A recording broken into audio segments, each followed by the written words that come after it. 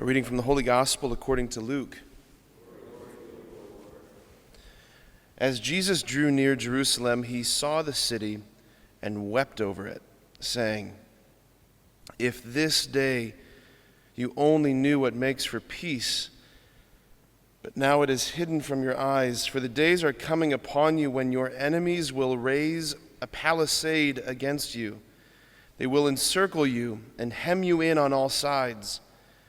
They will smash you to the ground and your children within you, and they will not leave one stone upon another within you, because you did not recognize the time of your visitation." The Gospel of the Lord.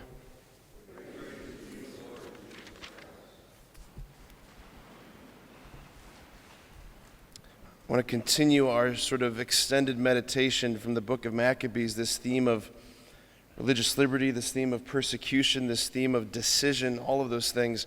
And I want to read a little section again from one of a different book today, probably one of the most important books I've read this year. It's called Live Not by Lies by Rod Dreher. Rod Dreher, as many of you know, he's the one who wrote the Benedict option. He's quite a prolific author and writer. But he began to notice with his friends whose parents were former members of the communist nations that within the last 10, 15 years, they were in conversation. His friends were noticing that their parents were starting to say things like, we're noticing here in the States things that were happening back then before communism really took over. And his friends were kind of blowing it off like, "Mom, Dad, calm down, you're just being, extremist." And Rod Dreher began to ask, what if instead of just dismissing their claims, what if we took them seriously as the canary in the coal mine and just asked the question, what are you noticing? What's actually going on? This is one of the most important books. I recommend it highly. But this section here at the end,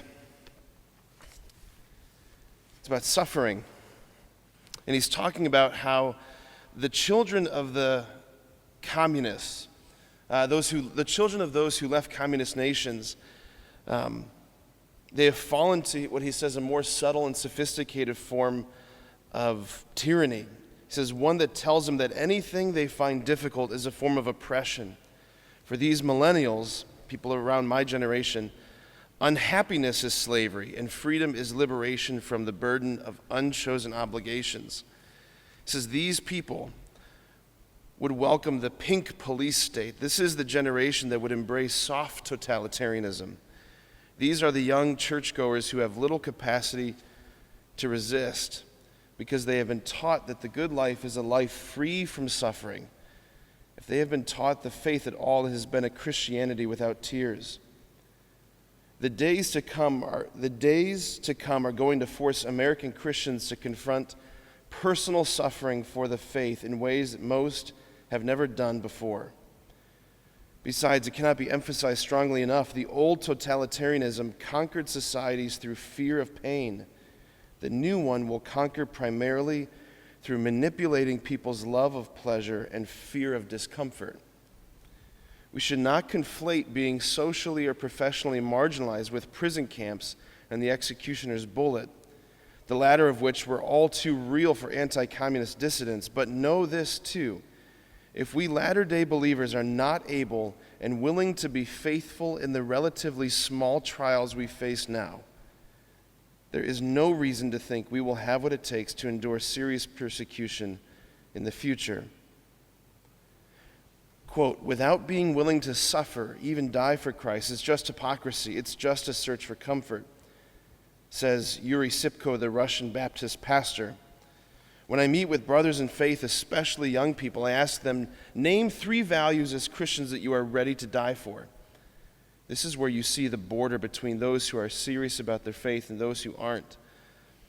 When he thinks of the communist past, about Christians who were sent to prison camps and never returned, of those who were ridiculed in the world, those who lost their jobs, even those, in some cases, who had their children taken from them because of their faith, Sipko knows that what gave them the strength to endure, their ability to suffer all for the sake of Christ, is what testified to the reality of their unseen God. You need to confess him, he says, and worship him in such a way that people can see that this world is a lie. This is hard, but this is what reveals man as an image of God. I'm going to pause there. Just invite you to read this book, but just looking at the connection between all these things, this connection between this willingness to suffer. Like, what causes someone to have that willingness?